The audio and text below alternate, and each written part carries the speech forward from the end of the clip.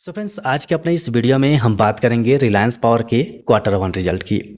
इस वीडियो में हम बात करेंगे कि कंपनी के पीछे के स्टेटस क्या थे, इस रिजल्ट के अंदर में क्या बदलाव हुआ है और कंपनी का फ्यूचर प्लान क्या है। कंपनी के अंदर बदलाव क्या हुआ है, फ्यूचर प्लान क्या है, इसे हम रिजल्ट देखने के बाद तसल्ली से डिस्कस करेंगे। सबसे पहले हम रिजल्ट देख लेते हैं कि इसका रिजल्ट किस टाइप से आया है और रिजल्ट में हमें क्या दिखाई दे रहा है, रिजल्ट में सुधार हुआ है या फिर और भी गड़बड़ हुई है। इन सब चीज़ों को देख लेते हैं। उसके बाद इसके फ्यूचर प्लान के हिसाब से, रिजल्ट में बदलाव के हिसाब से कंपनी में क्या हो सकता है उसे समझने की कोशिश करेंगे। लेकिन आपसे रिक्वेस्ट है कि वीडियो को स्किप मत कीजिएगा, कंटिन्यू कंप्लीट देख लीजिएगा, क्योंकि हम अपने वीडियो में फालतू की बकवास नहीं करते हैं, केवल काम की बात करते हैं। तो आपके सामने जो ये लेटर है, ये है रिलायंस पावर का और 19 जुलाई 2025 को इसका रिजल्ट जारी किया गया था। अब यहाँ पर नीचे चलते हैं और नीचे में हमें दिखाई देगा इसका रिजल्ट। तो सीधे सीधे हम रिजल्ट के ऊपर बात कर लेते हैं। तो रिजल्ट आपके सामने में है। यहाँ पर हम बात करेंगे कंसोलिडेटेड डाटा की। इसके अंदर दिए गए सारे नंबर्स आपको लाख में देखने को मिलेंगे। तो जो नंबर्स हैं इन्हें लाख में पढ़िएगा। इस कॉलम में आपको पिछले साल का रिजल्ट मिलेगा, इसमें पिछले क्वार्टर का, और इस कॉलम में 2026 क्वार्टर वन का रिजल्ट मिलेगा। तो सबसे पहले हम इसका रेवेन्यू देखेंगे कि इसका टोटल इनकम क्या रहा है।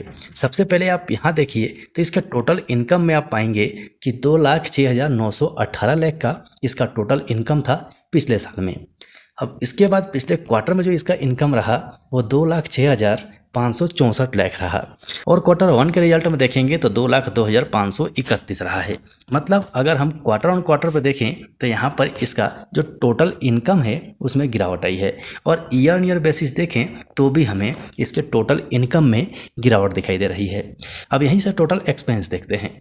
एक्सपेंस देखेंगे तो हमें पता चलेगा कि कंपनी किस तरफ जा रही है, क्योंकि इस कंपनी को अगर आप देखेंगे तो पहले से भी ये कंपनी बहुत कर्ज में डूबी हुई थी, और अब इसके अंदर में क्या सुधार है उसे देखते हैं।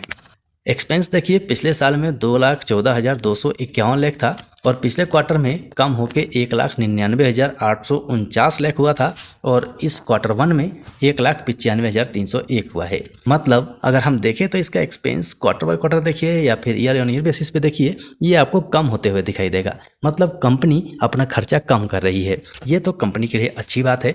लेकिन यहीं पर प्रॉफिट बिफोर टैक्स देखते हैं।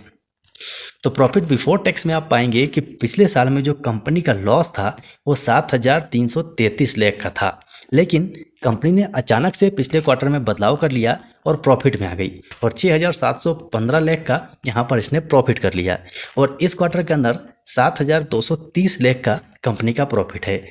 मतलब ईयर ऑन ईयर बेसिस पे तो बिल्कुल क्लियर है, बहुत शानदार रिकवरी कंपनी ने की है, और क्वार्टर बाय क्वार्टर बेसिस देखेंगे तो भी यहाँ पर अच्छी रिकवरी दिखाई दे रही है इसके प्रॉफिट बिफोर टैक्स में।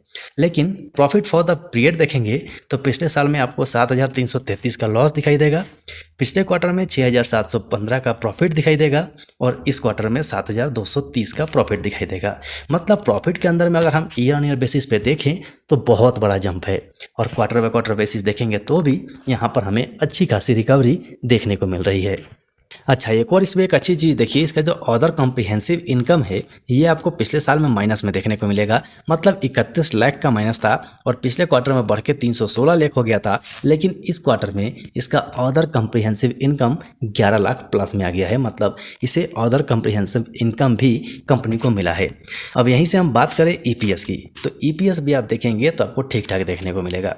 मतलब कि ईपीएस अगर पिछले साल देखेंगे तो इसका ईपीएस माइनस में था जो 0.245 था, और पिछले क्वार्टर में 0.313 हो गया, और इस क्वार्टर में 0.109 है। मतलब ईयर ऑन ईयर बेसिस पे तो ठीक है, लेकिन क्वार्टर बाय क्वार्टर बेसिस पे थोड़ा सा इसका ईपीएस कम होते हुए नज़र आ रहा है।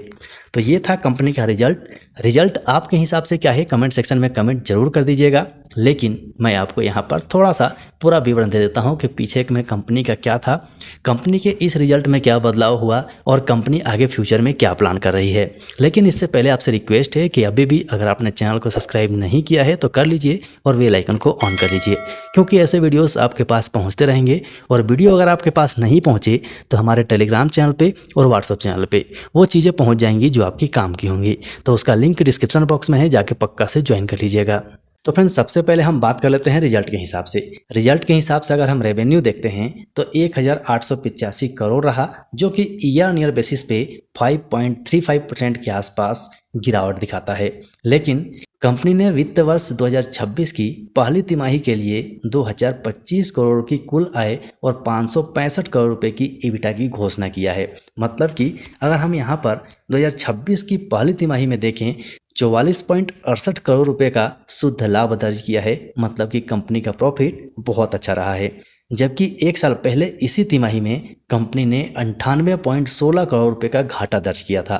मतलब साफ है कि जो कंपनी पिछले साल बहुत बड़े घाटे में थी वो कंपनी अच्छे खासे प्रॉफिट में दिखाई दे रही है। साथ में एक अच्छी खबर और है कि कर्ज को कंपनी ने कम किया है, जो कि 548 करोड़ रुपए का अच्छा खासा कर्ज कंपनी ने चुका दिया है। कंपनी का लक्ष्य अगर हम देखें, मतलब कंपनी फ्यूचर में क्या करना चाहती है, तो कंपनी का लक्ष्य है 9,000 करोड़ रुपए जुटाने का, और जुटाने का स्रोत होगा इक्विटी और ऋण के माध्यम से, मतलब कि कर्ज के माध्यम से। कंपनी के बोर्ड ने इक्विटी शेयर के माध्यम से QIPO या फिर FPO के माध्यम से 6,000 करोड़ रुपए जुटाने की मंजूरी भी ले ली है। ये भी एक कंपनी के लिए अच्छी खबर है। तो आशा है ये सारी बातें आपको समझ में आ गई होंगी और अब आपका दिमाग काम करना शुरू कर चुका होगा कि हम इस कंपनी में क्या कर सकते हैं। अपनी सूझबूझ कमेंट सेक्शन में कमेंट करके ज़रूर बताइएगा। आपके कमेंट का इंतजार केवल हम नहीं, पूरी ये फैमिली करती है, इसीलिए आपका कमेंट बहुत इंपॉर्टेंट है। सो फिर से याद दिला देता हूँ, जिन लोगों ने चैनल को सब्सक्राइब नहीं किया है सब्सक्राइब कर लीजिए और बेल आइकन को ऑन कर लीजिए ताकि नोटिफिकेशन आपके पास पहुँच जाए और सही टाइम पर आप वीडियो को देख सकें। सो अभी के लिए वीडियो में इतना ही, फिर मिलते हैं दूसरे वीडियो में।